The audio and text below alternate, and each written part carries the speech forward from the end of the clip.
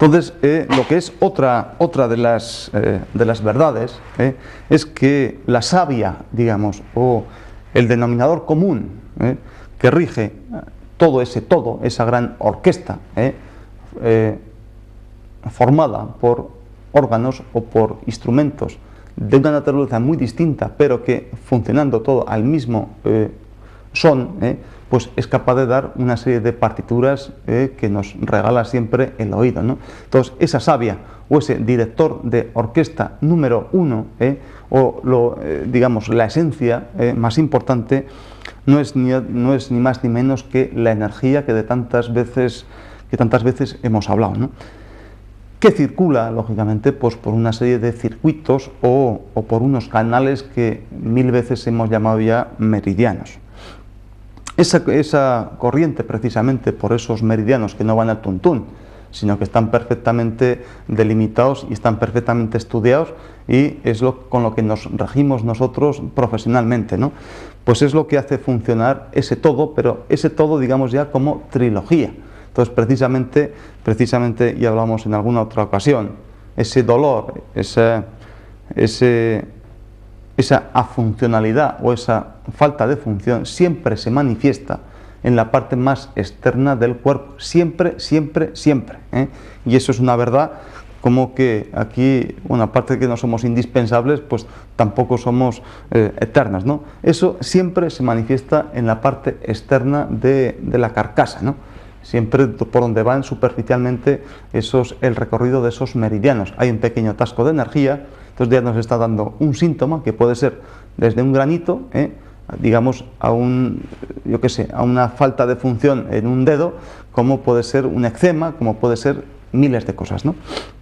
Que son pequeños pilotitos que nos avisan de que ese instrumento, ese saxo, parece ser que está un poquito desafinado. Entonces ya, claro, si hacemos caso a ese síntoma, pues enseguida el saxo, pues con un pequeño tiempo, una pequeña manipulación, enseguida vuelve a estar afinado y se acabó el problema. Pero claro, si ese saxo que hace estar dependiendo a otros, digamos, instrumentos, pues normalmente, pues, y eso es un conjunto, pues a lo mejor otro instrumentista ya se está poniendo nervioso porque ve que ese saxo no suena bien y ya no presta tanta atención a su instrumento, sino que ya está despistado, con lo que seguramente ya le hace fallar o tener algún pequeño fallo, pues con su violín, ¿no? Entonces ya de uno pues ya va a dos, y ya lógicamente la orquesta ya no es un unísono, sino que hay algunos altibajos, porque precisamente el caso es que la función parece ser que se va a estropear, y la función es tocar armónicamente esa música o hacer esa partitura, ¿no? Entonces eso es lo fundamental, digamos, que es la tercera verdad en que el cuerpo se puede regir, ¿no? Y ya como un cuadro fundamental, ¿no?, dentro de estas tres, pues como un pequeño resumen, y es que si no existe energía, es lo que nos hace estar muertos, o lo contrario a lo vivo, biológicamente hablando, y físicamente y químicamente, ¿no? Entonces, si no hay energía, pues evidentemente no hay vida, Ya lo hemos dicho muchas veces, que yo ahora pues estoy vivo, ¿no? Claro, entonces yo me puedo mover, la sangre va circulando y pues todas las funciones del cuerpo materiales pues se van desarrollando pues de una forma concatenada, pues para que todo funcione, ¿no? Todo se irrigue y pues tenga los 5 sentidos abiertos y pueda hablar con ustedes, etcétera, etcétera. Si no hay energía, o yo me muero rápidamente, en un segundo, o en 5 minutos, pues evidentemente pues voy a tener el mismo número de matíes. Los músculos, los flexores van a estar aquí, los músculos de la cara igual, el pelo pues tampoco se va a descomponer todavía. Quiero decir que el material va a estar exactamente lo mismo, la sangre va a estar exactamente igual, pero que esa función ya no existe, porque esa energía que mueve todo, ese director de orquesta, pues ya no está. Por tanto, ya la orquesta se queda pachucha, ya no toca a nadie, y por tanto ese salón ya ha quedado vacío. Y poco a poco, pues evidentemente se irá vaciando, hasta que no quede absolutamente nada. Entonces ya ni hay mentalidad, ni hay espíritu, ni hay absolutamente de nada. ¿Por qué? Porque la energía ya no existe. Otra cuestión es que los trastornos de la circulación de energía es precisamente por ahí es por donde entra primero, pues digamos, la enfermedad. ¿Y cómo se manifiesta? Pues dos formas. Primeramente por un trastorno mondo y lirondo, un trastorno funcional. Si esto no se corrige, y hemos dicho ya muchas veces que esa energía, pues pasa directamente a controlar a sangre, digamos así.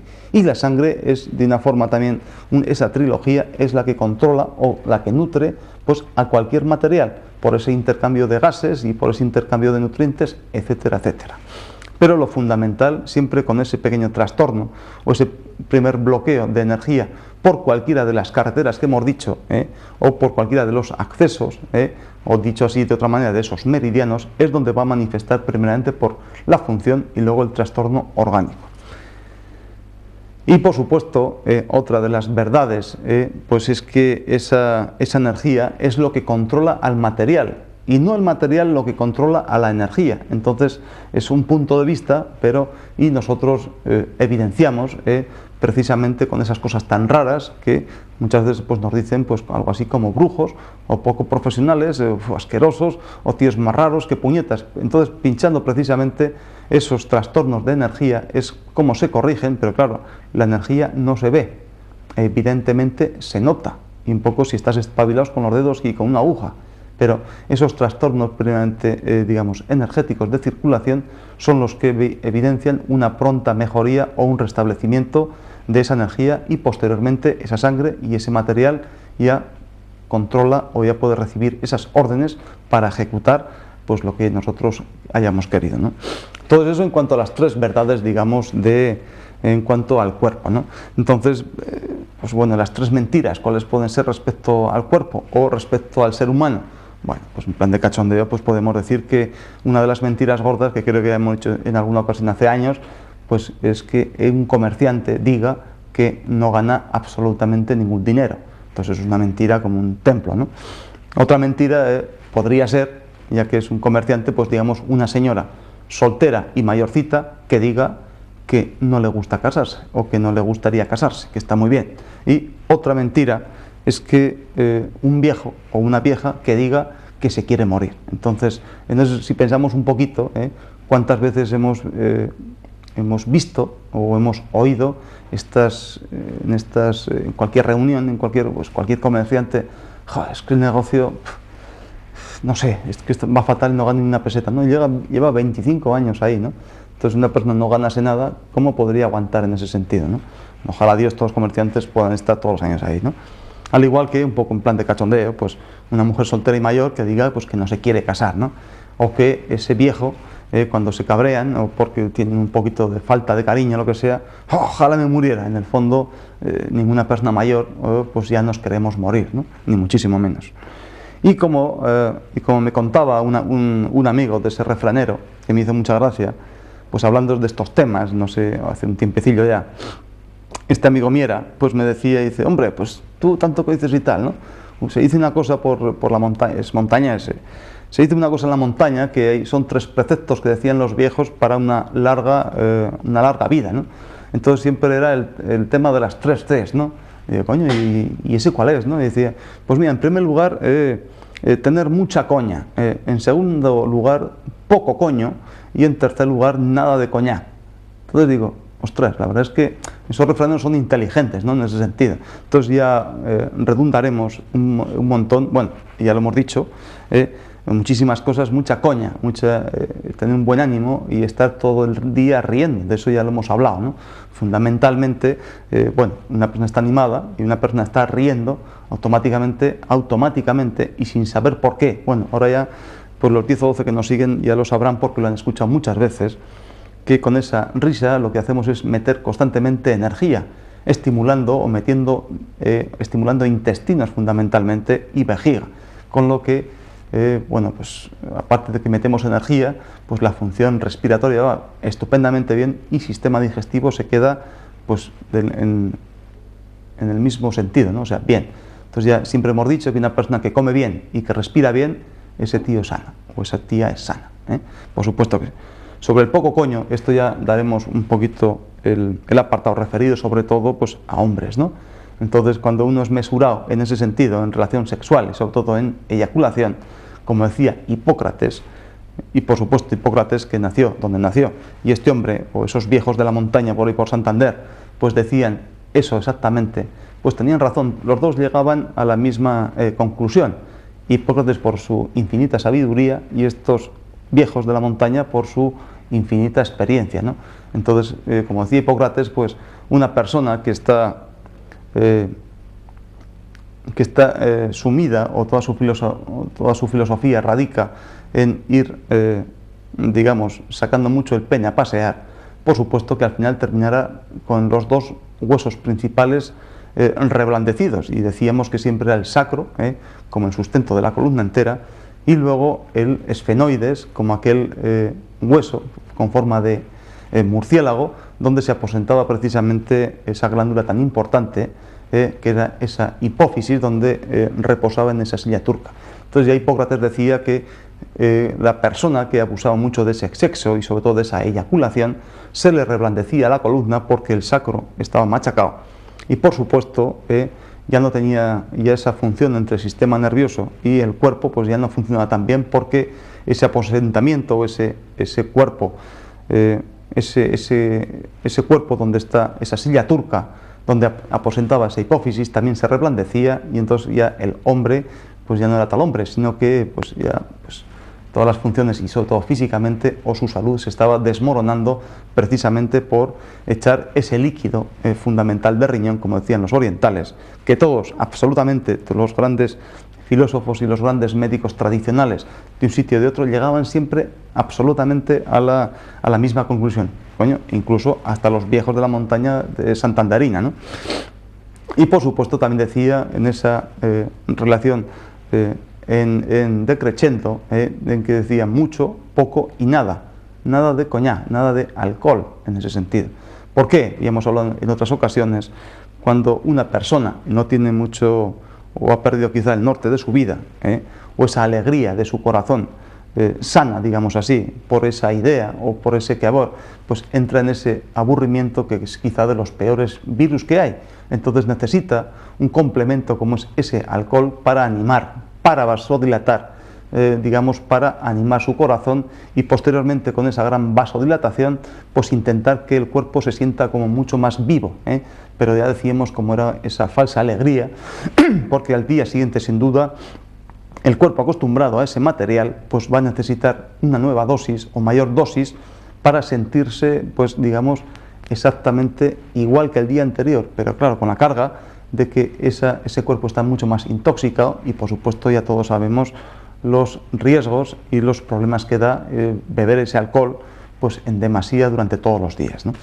Bueno, y otras tres cosas que, hablando un poco ya, a mí me gustaba un poco los tres diagnósticos, o siempre hemos hablado de semblante. Para nosotros, para mí al menos, es muy importante pues mirar a la cara, ¿no? Como decía pues esa sevillana, pues mirar la cara a cara, que es la primera, ¿no? Entonces, mirar a la cara, ver ese semblante, indiscutiblemente, pues quizás sea el primer diagnóstico que se puede hacer de una persona. Incluso para la gente pues normal y corriente, pues como puede ser usted, pues siempre intentan mirar a una persona cuando la desconoce o se la presentan, mirar a la cara para descubrir, quizá para conocerla un poquito, pues qué clase de mentalidad tiene o cómo es esta persona, sencillamente pues para ayudarle o para ponerse enfrente, en fin, un poco para conocer, para saber, ¿no? Entonces eso perdón, a través de toda la vida, pues hombre, a mí siempre me gusta hacerme esas tres preguntas cuando veo a una persona, y siempre me gusta pensar, ¿no? O, bueno, primeramente cómo nació esa persona, cómo se formó y sobre todo, pues cómo murió. Entonces digamos que ahí es la trayectoria de una vida, ¿no? O dicho de otra manera, que ya que hablamos de la cara, pues cómo es su cara, cómo es su cara en primer lugar, ¿no? Luego, qué cara le echa la vida, y luego la vida cómo le deja la cara, más o menos entra dentro de los tres apartados, ¿no? Entonces dentro de sin duda la cara, con esos tres pisos que tiene, o esas tres partes distintas, como pues la frente, la parte más central y luego la parte inferior, digamos, son los tres pisos más significativos, y que ya hablamos en un programa, creo, de fisiología holística, que ese saber entender un poco el semblante, ya nos va a decir muy mucho precisamente pues cómo está el cuerpo y cómo lógicamente es la mentalidad de esa persona y qué clase, a grosso modo, de espiritualidad puede tener. Vamos, en definitiva, cómo está esa trilogía. Y eso está reflejado, digamos, en la zona más cruel que existe del cuerpo, porque eso no se puede disimular, ni en los grandes teatreros. ¿Por qué? Porque evidentemente, bueno, la cara pues es como una parte más del cuerpo, ¿no? Pues está formada, pues ya sabemos, por unas prominencias óseas, pues unos músculos y una serie de órganos que pues dan la peculiaridad a cada persona. Evidentemente, ninguna persona en el mundo, por muchos que nos paran todavía, va a haber absolutamente nadie igual, va a tener una cara distinta, ni siquiera parecida ni no parecida, si es que va a ser distinta, siempre algún rasgo pues lo hace perfectamente especial, ¿no? En ese sentido.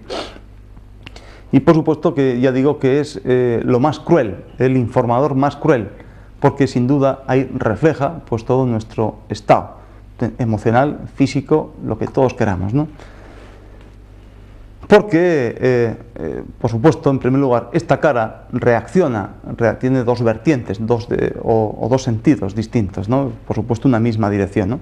Reacciona ante estímulos externos, entonces ya ponemos una cara. Y, por supuesto, digamos que saca hacia afuera un montón de estados emocionales interiores. Y, por supuesto, muchas veces decimos, traía una cara que parecía un poema, ¿no? O traía pues una cara como el culito de un niño, ¿no? O traía una cara pues siempre reflejando de una forma circunstancial y pasajera, pues casi siempre pues o bien de esos estímulos que venían del exterior o bien redundando unas emociones que le venían del interior y por supuesto expresando o teniendo una expresividad y una flexibilidad a pesar de los más de 40 músculos con los que está formada pues todas nuestras caras, pues es la parte, digamos, más cruel, más sincera, porque da muchas informaciones de nuestro carácter, evidencia muchos de nuestros pensamientos si lo sabemos leer y, por supuesto, pues evidencia pues cómo estamos por dentro, ¿no? Cuál es nuestra, podemos decir, nuestro estado, digamos así, ¿no? Entonces decíamos que, bueno, la cara, muchas personas dicen que pues la parte, digamos, superior, la parte frontal, pues ahí está el intelecto, o ahí vive el intelecto. En la parte media, pues viven o se reflejan fundamentalmente todas nuestras emociones. Y por supuesto, en la parte más inferior, ahí radica la capacidad de nuestra fuerza vital o nuestra voluntad, o quizá también nuestro idealismo, ¿no? Pero esas son teorías que, bueno, se las comento para, digamos, un poco aunar un poco conocimientos que vengan de aquí y de allá, ¿no? Entonces, al igual que esa misma cara, y con eso ya termino porque no les quiero cansar, ni quiero abusar de su infinita paciencia, que esa transformación de la cara respecto a las tres partes de la vida, en cuanto a uno que es jovenzano, uno que es adulto y que otro es anciano, ¿no? Entonces, ahí tenemos la cara del joven, que en la cara del joven, ¿qué es lo que manifiesta fundamentalmente? Bueno, no sé qué, bueno, un joven, digamos, jovencito normal, ¿no? O una jovencita normal. Entonces, evidencia pues un gran asombro por la gran curiosidad que tiene, porque ya decíamos que un hombre se muere, o un viejo se muere, cuando ya no tiene absolutamente ninguna curiosidad más. Entonces ya no tiene ninguna razón para vivir, ya parece ser que lo sabe todo y lo ha dado todo, y por tanto se muere, ¿no? Entonces un joven, por su falta de experiencia, pues está asombrado por cualquier cosa que le pasa, siempre está abierto, con esa cara expectante, esa cara llena de luminosidad, como si receptor a cualquier cosa que le pasa, ¿no? Siempre con esa inquietud de decir, no sé nada y tengo mucha curiosidad por saber las cosas, ¿no? Y reacciono a cualquier estímulo, ¿no? Y sobre todo, pues evidencio cualquier emoción sin ningún tipo de perjuicio, y vamos, cruelmente, tal y como son, o de una forma muy sincera, ¿no? La cara ya de los adultos ya evidentemente refleja, pues, digamos, una estabilidad, ¿no? Una estabilidad que podríamos decir como la satisfacción o también la insatisfacción de lo conseguido respecto a esa idea con la que, bueno, pues nuestra madre nos parió y que a través con esta educación pues ya se nos pegó al corazón y seguimos haciendo, ¿no? Más o menos. Entonces refleja o bien la satisfacción como éxito, culminación, o la insatisfacción como fracaso de esa idea, de la naturaleza que sea con la que nuestra vida o quemamos nuestra juventud, ¿no? En ese sentido. Mientras que la cara del viejo, pues ya refleja otra serie de cosas, ¿no? Nosotros yo digo siempre que, no a modo de chiste, sino sencillamente, pues sobre todo la satisfacción ya por lo que ha defecado, o la satisfacción que supone el que ha podido ya cagar normalmente, pues casi todos los días, ¿no? Precisamente por su dificultad, o por su falta de energía, o su gasto de energía con el tiempo y que se nota fundamentalmente en sus intestinos, ¿no? Al igual que una vez yo le decía, pues el chiste, ¿no? Dice, ¿qué es lo que dice un joven o qué es lo que piensa un joven? Pues un joven, como esa etapa de la vida, pues lo que más le interesa o tiene más curiosidad por descubrir es, digamos, el amor en cualquiera de sus vertientes, digamos así, ¿no? Mientras que, por eso siempre está hablando, ¿no? Pues el otro día conocí una chica, o me ligué a tal chica, o la chica dice, pues vi un chico más guapo que para qué, ¿no? Ahí está un poco en su juventud, ¿no? Mientras que un hombre en su época adulta, pues ya está pensando más en cualquier material, fundamentalmente en su etapa económica, pues para ese éxito, que redunda lógicamente hoy en día por la moda en el dinero que uno es capaz de ganar o de tener, ¿no?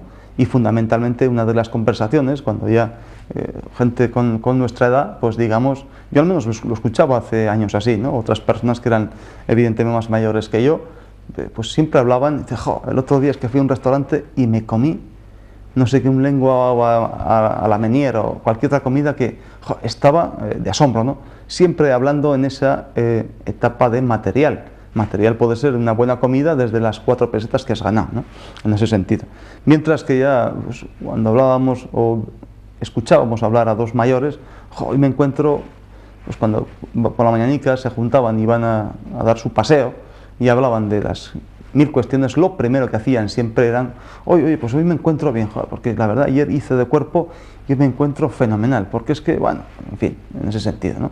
Y eso evidencia fundamentalmente las tres partes de la vida, o las tres, al igual que decíamos, que al igual que ese adulto, pues manejaba o estaba siempre tocado por la cuestión del material, ya la persona mayor, independientemente de la falta de fuerza de su intestino, ya se ha dado cuenta de tantas cosas de su juventud y de su época adulta, que ya no piensa en el amor y tampoco piensa en el material, sino que ya ha entrado en su época de filosofía, sino rumiar todas esas cosas que ha vivido y entonces ya explicar a sus nietos o sus generaciones más jóvenes para que aprendan y dejar sencillamente pues lo experimentado a lo largo de su dilatada vida, digamos, ¿no? Entonces, claro, siempre decimos, o a mí me decían que, no sé cuándo escuché, que una cara, hablando de estos 3 pisos, los 3 pisos de la cara o ese semblante, pues tarda aproximadamente 40 años en formarse o en ser definitivos. Ahí están ya las marcas de la vida, los semblantes, donde van a evidenciar precisamente lo que decíamos al principio, ¿no? Pues, cómo su cara, la cara que le echó a la vida, y al finalizar, o dentro de esos 40 años, en la vida, cómo le dejó la cara. Entonces, por eso digo que hasta 40 años, pues ese semblante o esa cara no va a ser definitiva. Entonces ya con esto ya creo que es hora de que, como decía antes, ya no abusar de su paciencia, no cansarles, con que espero que con este pequeño programa del número 3, por llamarlo de alguna manera, pues les haya hecho pasar un rato, no ya divertido, sino que sencillamente pues hacer ese pequeño monólogo, y que con su pensamiento y su forma de pensar ya sea diálogo, aunque yo lógicamente tenga la tristeza de no poder escucharles. No sin antes vuelvo a decir que muchísimas gracias por su apoyo. Después de esta salutación, pues espero que esa pequeña explicación no haya sido para ustedes innecesaria. Entonces ya pues con esto solamente me queda pues darles las gracias por su atención, darles las gracias por su apoyo y despedirme, si Dios quiere, hasta el próximo día. Hala pues, hasta luego.